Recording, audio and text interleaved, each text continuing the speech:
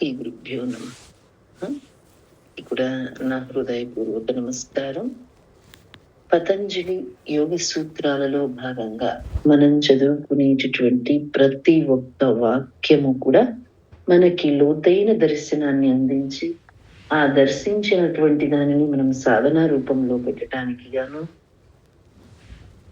ఆ మాస్టర్ గారు పతంజలి మహర్షి పరమ గురువులు మనల్ని ఆశీర్వదించాలని వారిని పతంజలి యోగ సూత్రములలోని సమాధి పాదములోకి ప్రవేశిద్దామా? నిన్న మనం చెప్పుకున్నటువంటి విషయం ఏమిటి అంటే, చూస్తున్నా, వింటున్నా, తింటున్నా ఇంద్రియముల ద్వారా మనస్సు పని చేయటం కాకుండా తానే ఉంటూ ఉండి తన ఇంద్రియాలు, మనస్సు ఇవన్నీ పనిచేస్తూ ఉంటాయి. చక్కటి మార్గాలు వేస్తున్నాం కదా. ఆ సాధన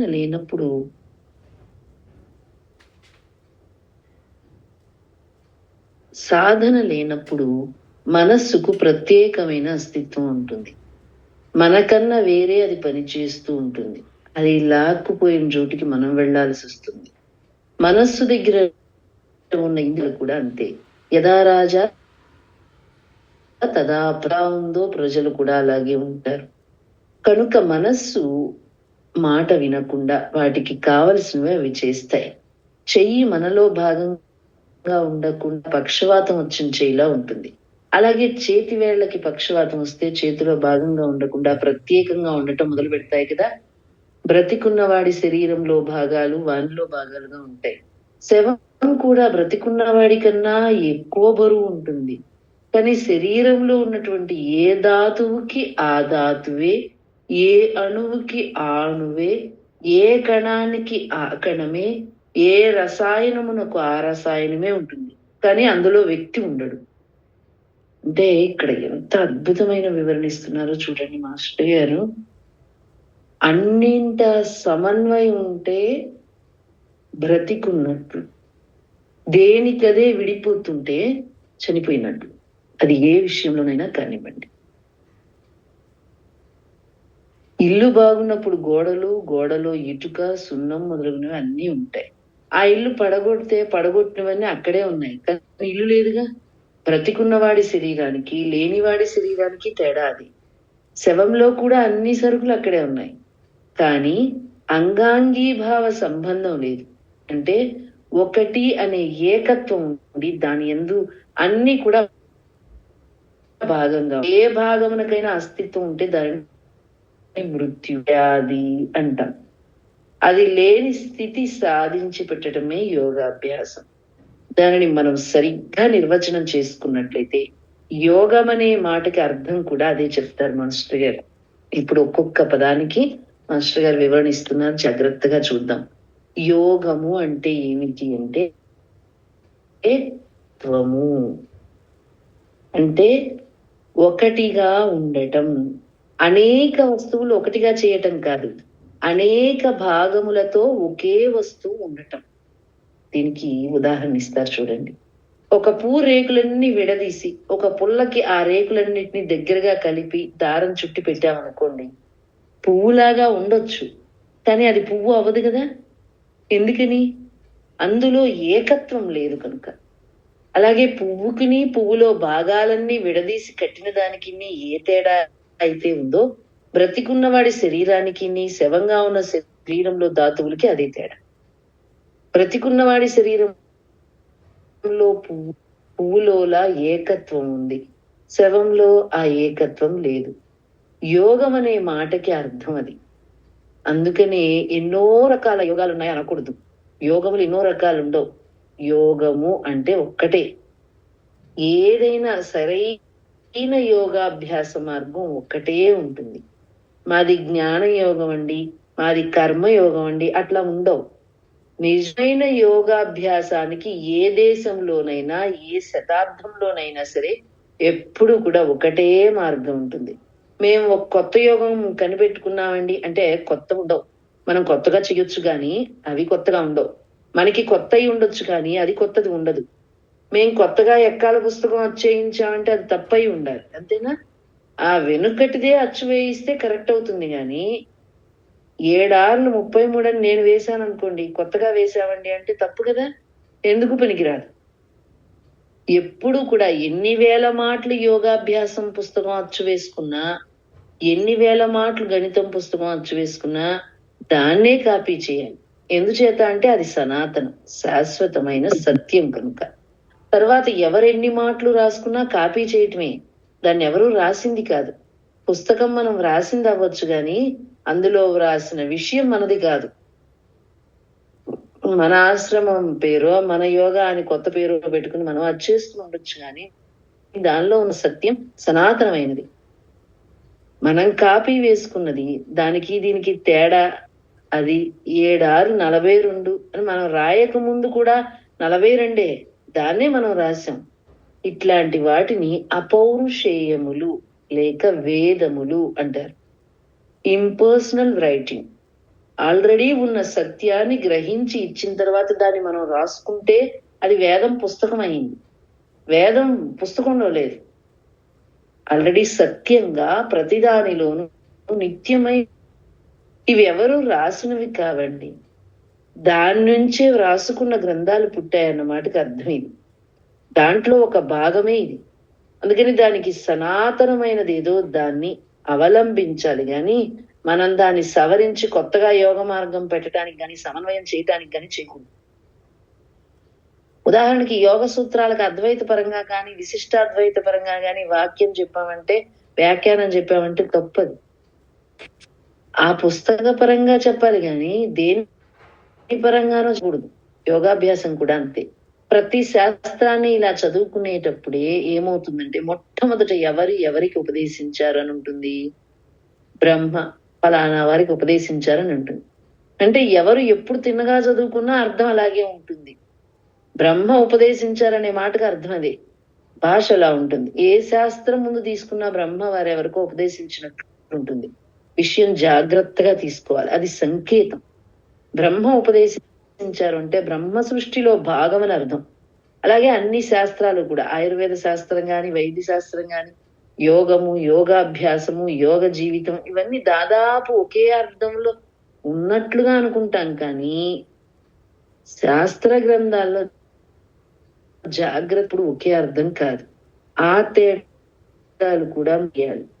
యోగాభ్యాసం అంటే ఈ సూత్రాలలో చెప్పబడే విధానము, చిత్తవృత్తి నిరోధానికి కావలసిన అభ్యాసం ఎలా చెయ్యాలో అది. ఆ అభ్యాసం 8 అంగములతో కూడి ఉంటుంది. 1 యమం, 2 నియమం, 3 ఆసనం, 4 ప్రాణాయామం, 5 ప్రత్యాహారం, 6 ధారణ, 7 ధ్యానము, 8 సమాధి. ఇందులో ఎక్కువ భాగం మన దినచర్య 24 గంటలు మనం జీవించే జీవిత వైఖరికి సంబంధించి ఉంటుంది. యోగాభ్యాసం అనేది ఇందులో చెప్పబడిన సాధనలు. మనం ముక్కు చెల్లించినట్లు అరగంటో గంటో బట్టి ప్రాణాయామం చేసిన, ఆసనాలు వేసిన, కన్నులు మూసుకుని ధ్యానం చేసిన యోగం వస్తుందని మాత్రం పొరపాటు పడకూడదు. 24 గంటలు మనం జీవించే జీవితంలో ఉన్నటువంటి దృక్పథంలో మార్పు రావటానికి ఈ సాధనలు. దృక్పథంలో మార్పు రావటం యోగ సాధన. ఇవి ఆచరించామని చెప్పి రసీదు చింపిస్తే ఫలితాలు ఏమి ఉండవు. యోగము అనేదానికి జీవిత వైఖరి యోగము అనేదానికి జీవిత వైఖరి ప్రమాణం. అది ఘన విజయం కాదు. It is an attitude, it is not an achievement. మనం చేసే సాధనలన్నీ యోగం కాదు. యోగం అనేటటువంటి జీవితం మనకు సిద్ధించటం కోసం ఇందులో ఏ ఒక్కటి యోగం కాదు. ఉదాహరణకు ఒక 5 నిమిషాలు శీర్షాసనం, ఒక 5 నిమిషాలు ధనురాసనం వేయండి అన్నారనుకోండి. ఈ ఆసనాలన్నీ భౌతిక శరీరాన్ని సరైన పద్ధతిలో ఉంచటానికి, ఆ సాధన వల్ల లోపల రక్త ప్రసారం మొదలైనవి సవ్యంగా ప్రసరించటానికి, తత్ఫలితంగా లోపల ఉన్న రక్తనాళాలు, నాడీ మండలము, నరాలకు స్థూలములైనటువంటి వాట్లలో వచ్చిన ఎగుడు దిగుడు ఏవైనా ఉంటే సర్దుబాట్లు అయిపోయి అవి సవ్యమైన మార్గంలో నడవటానికి, శరీరంలో ఉన్నటువంటి భౌతిక ద్రవ్యంలోకి ప్రాణమయ కోశంలో ఉన్నటువంటి శక్తి, ప్రాణం అనేది సరైన పద్ధతిలో ఎలక్ట్రిక్ తీగలో నుంచి విద్యుత్ శక్తి ప్రసారమయ్యేటట్లుగా చెయ్యటానికి సాధన తప్ప అదే యోగం కాదు. 4 ఆసనాలు వేసి మేము యోగం చేస్తున్నామండి, యోగాభ్యాసంలోకి వెళ్ళిపోయాం, సాధన చేసేస్తున్నాం అనకూడదు. ఇంతవరకు మాత్రమే ఆసనాల ప్రయోజనం. ఆసనాలు భౌతికపరమైన సాధనాలు మాత్రమే అయినప్పటికీ ఇవన్నీ కూడా అభ్యాసం చేయవలసిందే. అవి లేకుండా యోగాభ్యాసం ఉండదు. కానీ అవి మాత్రమే యోగాభ్యాసం కాదు. వాటి వల్ల వచ్చే అన్నమయ ప్రాణమయ కోశముల యొక్క సమన్వయం, పదార్థము, శక్తి అవి అని మన శరీరంలో ఉన్నాయి. అన్నమయ కోశము అంటే పదార్థం, దానినే ద్రవ్యం, మ్యాటర్ అంటారు. ప్రాణమయ కోశము అంటే శక్తి. ఈ రెండింటికి సామరస్యం కుదర్చటం కోసమే ఈ ఆసనాలు వేయటం. ఇవన్నీ యోగాభ్యాసంలోని భాగములే కానీ యోగ విద్య అనటానికి వీల్లేదు. ఆసనాలు నేర్చుకున్నాను, నాకు యోగ విద్య వచ్చేసింది అంటే కుదరదు. యోగా డే అని చెప్పి ఆ రోజు అందరూ ఆసనాలు వేసేస్తూ ఉంటారు. ఏమిటి యోగం అంటే? ఆసనాలు మాత్రమేనా? కళ్ళు మూసుకుని కాసేపు కుస్తీ పట్లు పట్టడం ఆ లోపల బయట ఉన్న వాళ్ళకి ప్రశాంతంగా కనబడుతుంది, లోపల ఎన్ని అగ్నిపర్వతాలు పగిలిపోతూ ఉంటాయో. అదే ఆ యోగం అంటే. మన జీవన విధానములో మార్పు రావాలి. యోగాభ్యాసంలో మనం చేసే యమ నియమాది 8 అంగముల అభ్యాసం చేస్తుండటంలో మనకి తెలిసేది ఏమిటంటే, మన 24 గంటల దినచర్యలో ఇతరులతో కలిగే సంబంధములు ఏవైతే ఉన్నాయో వాటికి సంబంధించి మనం ఏ విధంగా ప్రవర్తిస్తున్నామో దానిని యోగము అంటారు. యోగాభ్యాసం అనాలి కదా, అందులో ఉన్న ఏ ఒక్క భాగాన్ని యోగాభ్యాసం అనుకోండి. రోజు నేను 1 గంట యోగాభ్యాసం చేస్తాను అని అన్నప్పుడు అది యోగాభ్యాసం కాదు. అది యోగాభ్యాసానికి కావలసిన ఒక అంగం అయి ఉండొచ్చు. ఈ తేడా మనం బాగా తెలుసుకోవాలి. మనం ఆఫీస్ చేస్తున్నప్పుడు, ఇంట్లో ఉన్నప్పుడు, ఎవరితోనైనా మాట్లాడుతున్నప్పుడు అన్ని సమయాల్లో కూడా యోగాభ్యాసం జరుగుతూ ఉంటుంది. నిజంగా అది యోగాభ్యాసం కనుక అయినట్లయితే దానికి కావలసినటువంటి పూర్వరంగమే మనం చేసేది. నిజంగా యోగాభ్యాసం ప్రారంభమైనట్లు గుర్తు ఏమిటంటే, మనకున్న చిరుబురులని తగ్గిపోతాయి. సమాధానం చెప్పటంలో గాని, లేకపోతే ఎవరైనా ఏదైనా అడగటంలో గాని విసుర్లు, రుసరుసలు లాంటివి అన్ని సర్దుకోవాలి. ఇవి ఉన్నాయి అంటే మనం నిజంగా యోగంలోకి వెళ్ళినట్లు కాదు. అంతే, మాస్టర్ గారు తేల్చి చెప్పేసారు. చాలా జాగ్రత్తగా సర్దుకోవాలి. అంటే అణిచిపెట్టుకోవటం కాదు, కోపం చిరాకు వస్తుంటే అణిచిపెట్టుకోవటం కాదు. అణిచిపెట్టుకోవటం వల్ల కొంతకాలం సర్దుకుంటాయి, కానీ ప్రమాదకరమైన విపత్కర పరిస్థితులు అనగా రక్తపోటు, బ్లడ్ ప్రెషర్ ఎక్కువ అవటం, థ్రాంబోసిస్ అన్న రక్తం గడ్డగట్టు స్థితి రావటం, లోపల రక్తనాళాలు చిట్లటం, రక్తం అవటానికి అవకాశం ఉంది. లేదా కండ్ల వ్యాధులు, చెవుల వ్యాధులు రావటానికి అవకాశం ఉంది. కనుక ప్రవర్తనను కృత్రిమంగా అణిచిపెట్టడం కాదు, సెల్ఫ్ డిసిప్లిన్ రావాలి, క్రమశిక్షణ ఉండాలి. క్రమశిక్షణకి అణిచిపెట్టడానికి కొంచెం తేడా ఉంటుంది. అదుపు, కంట్రోల్ కొంచెం వెటర్నరీ లెవెల్, పశు స్థాయిలోది. డిసిప్లిన్ అనేది హ్యూమన్ లెవెల్, మానవ స్థాయిలో. అది తేడా. మనలో చిరుబురులన్నీ సహజంగా సర్దుకుంటూ ఉంటే గతిలేక సర్దుకుంటున్నామా అనేది జాగ్రత్తగా చూసుకోవాలి. సహజంగా సర్దుకుంటూ ఉంటే యోగాభ్యాసం కింద లెక్క. అసహజంగా కృత్రిమంగా సర్దుకుంటూ ఉంటే గతిలేక సర్దుకుంటున్నామని అర్థం. ఈ రెండింటిలో తేడా గమనించాలి. ఆఫీస్లో పెద్ద ఆఫీసర్ కోప్పడితే దాన్ని సర్దుకుంటే అది శమధమాది గుణాలు అవ్వవు, గతిలేక సర్దుకోవడం అవుతుంది. దీనివల్ల జబ్బులు వస్తాయి. అంటే బలవంతాన అణిచిపెట్టుకున్నట్లయితే వ్యాధిగ్రస్తులం అవుతాం. అలా బలవంతాన అదుపు చేసుకోకుండా మనలో వచ్చేటటువంటి మార్పు ఒకటి ఉంది. అది సరి అయిన యోగాభ్యాసం వల్ల వస్తుంది. మెల్లగా యోగాభ్యాసం పూర్తవుతూ ఉంటే యోగ జీవితంలోనికి ప్రవేశిస్తాం. అది ఎలా ఉంటుందంటే, ఈవేళ ఈ పూటకి మనకి ఏం కావాలి అనుకున్నప్పుడు బోర్డు కావాలి, చాక్పీస్ కావాలి, డస్టర్ కావాలి. ఇది ప్రారంభించే ముందు ఈ విషయాలు మన మనసులోకి రాగలిగితే మళ్ళీ 2-3 రోజుల తరువాత సర్దుకోవటం చేస్తుంటే క్రమంగా యోగాభ్యాసం లైన్లో పడుతున్నాం అని అర్థం. అంటే ఒక క్లాస్ చెప్పుకోవటానికి చాక్పీసు, డస్టర్, బ్లాక్ బోర్డ్ అట్లా ఇవన్నీ అట్లా ఓకే అవన్నీ సమకూర్చుకోగలుగుతున్నాం అంటే మనలో కొంచెం సర్దుబాటు కలిగినట్టు. టయానికి వచ్చేసేసి అది వండరా అని అందరి మీద ఎగురుతున్నామంటే ఇంకా మనలో సర్దుబాటు అవ్వల. అలా సర్దుకుంటాం అక్కర్లేకుండా మొదటి రోజున అన్ని ఏర్పాటు చేసుకున్నాం. ముందుగానే ప్రారంభించే ముందుగానే అన్ని ఏర్పాటు చేసుకుని కరెక్ట్ సమయానికి ప్రారంభించాం అనుకోండి, యోగాభ్యాసం మనకి కొంతవరకు వంట పట్టిందని అర్థం. నేను వంట చేయడానికి వెళ్తున్నాను, వచ్చేయండి. నేను రెడీ అనగానే అన్ని అక్కడి నుంచి ఇక్కడి నుంచి అన్ని తీసేసి కట్ చేసి ఇచ్చేయాలి అని అంటే ఇంకా మనకి సర్దుబాటు అవ్వలేదని అర్థం. నేను బయటికి వెళుతున్నా, నాకు బ్యాగ్ సర్దేసేయాలి, ఎట్టి పరిస్థితుల్లో ఫలానా నిమిషం రెడీగా ఉండాలి అంటే ఇంకా మనకి యోగాభ్యాసం అవ్వలేదు అని అర్థం. దాని మీద ఆధారపడుతున్నామని అర్థం.